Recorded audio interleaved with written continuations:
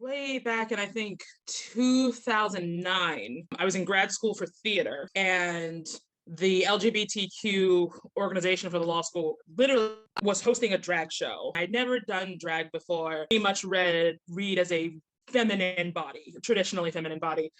And I've always had like sort of a history as like a tomboy and sort of playing around with that just in my life and not necessarily feeling super traditionally feminine. And so when I got the invite, I kind of thought about it and it's like, yeah, okay. But it would be interesting to do something that would be so different from the way that I normally present to the world. So I began as a drag king in the Seattle area in 2001, with my first show being the Femme Show, actually. I joined with 6 other performers and we performed to the song I'm Coming Out. I was considered the butch lesbian. Actually, I got to wear my snap-on vest for that piece, and I was the opening part of the piece to come out onto stage, and for the first part of the song, just some I'm coming out. And that launched my career as a drag king. And through the years, I developed my character. My character's name was Benny. And one of my friends snapped his fingers and said, Kanye Breast, and that became my name at the time. It has changed since then because Kanye West is not a good person to name your drag persona after these days. So it is now based off Chance the Rapper, Chance the Dapper. And so I did that one time and it was really fun. And a couple months later, I got an invitation to enter in this drag competition. And I was terrified, but it was like, let's do something scary. I didn't win, but the person who did win was somebody who was hosting drag and burlesque shows around the city. And so they invited me. They're like, hey, if you want to perform other places, like, come join us. I came out in the late 90s. And so when I started performing in the early 2000s, it wasn't that long after I had come out. And so it was very liberating for me as well. It gives me the opportunity to play around with gender, with the fluidity of gender. I've always considered myself a very androgynous woman. I'm a cisgender woman. And being in drag, I dress up as looking like and acting like a cisgender man, which I have no desire to be, and I don't consider myself to be in any way, but it's playful to dress up and act like someone of a different gender than what I am. So when I dress up as Benny, I take on this different personality, and Benny has his own way of being in the world and his own attributes that he's really focused on certain parts of his body and his way of being and his way of relating to the audience members. And that allowed me as Crystal behind the scenes to do something completely different from who I am as a person.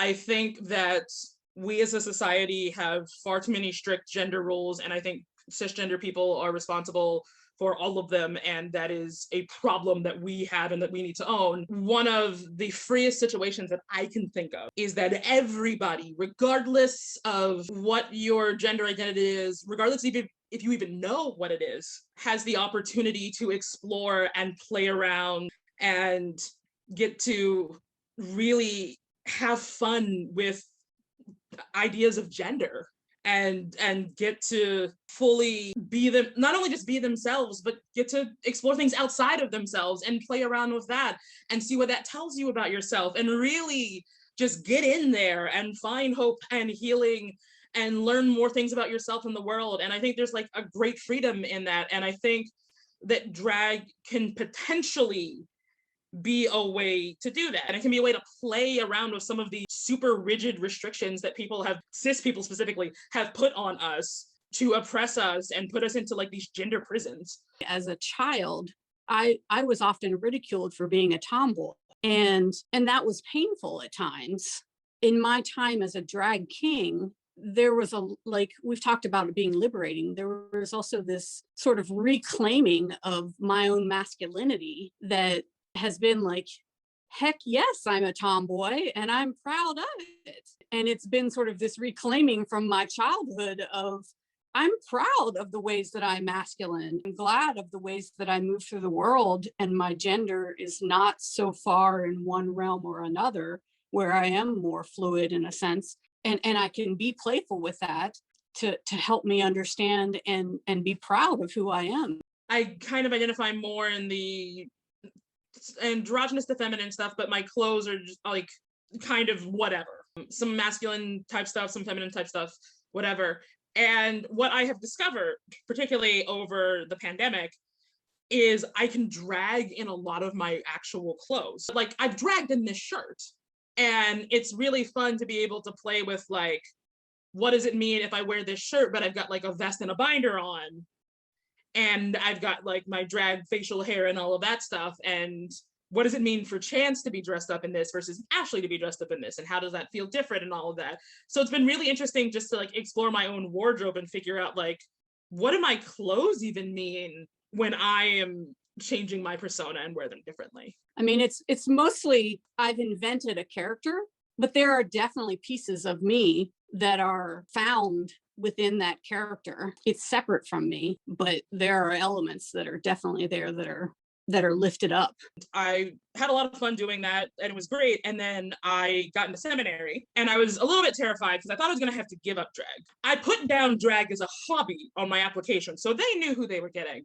I think I owe a lot to just starting from a place of love, and starting from a place of everybody being in a similar situation and openness, and folks being kind to us. Like we had a local drag queen come in and talk to us and help guide us on some things. It was just about like support and love and like genuine feedback to try and help us, but otherwise just like encouragement. And I mean, like, honestly, when I think about it, the reason that I even stuck with stuff is because people kept coming to and saying like, hey, here's the next opportunity. Do you want to do it? And even just people asking was a sign to me. It's like, oh, you think I can? Yeah, go for it. You should.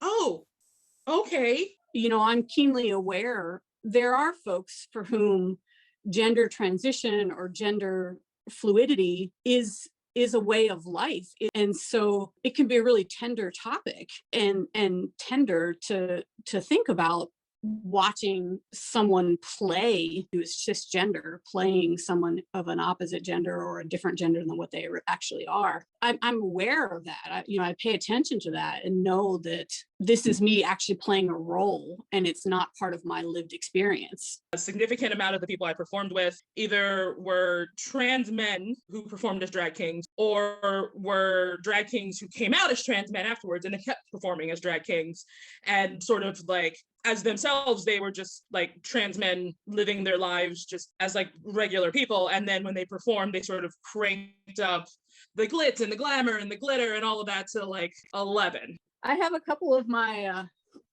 I have some of my leather, my leather chaps, my actual high school letterman's jacket that I wore for a piece, and my switchblade.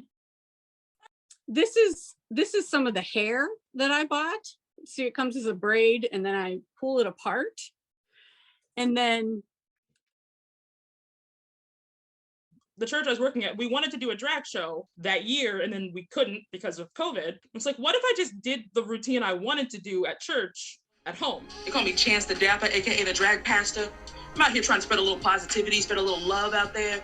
I hope you're doing all right out there on the internet, in your homes, washing your hands, using your sanitizer.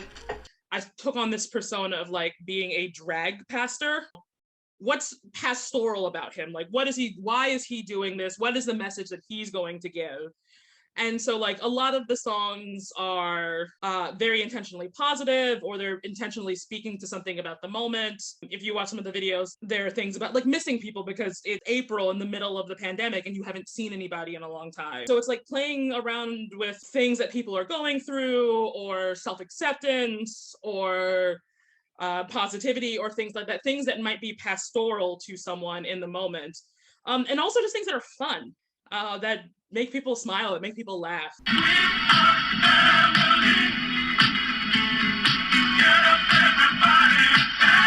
It's been a way to celebrate my queerness. It's been a way to make social statements. It's been a way to entertain people. It's been a way to create art. It's been a way to make a difference. And it's been a way to collectively do that for the queer community and with the queer community. There's this thing that you see on television. I want you to know that that's not it. Drag culture is vast and diverse, and it encompasses performers of so many different gender identities and expressions, and is so creative and is on so many different levels, from like very, very amateur to very highly like curated and made up and everything in between. And it can play with different performance aspects and gender aspects. And there's so many different ways that it can look like beyond just this competitive America's Next Top Model drag show, only cis men get to perform thing. I think if you are interested in drag, it is worth exploring everything else. Whatever day it is you're watching this, I hope you're doing all right out there, staying safe. I'll see you next week. You're a blessing. Peace.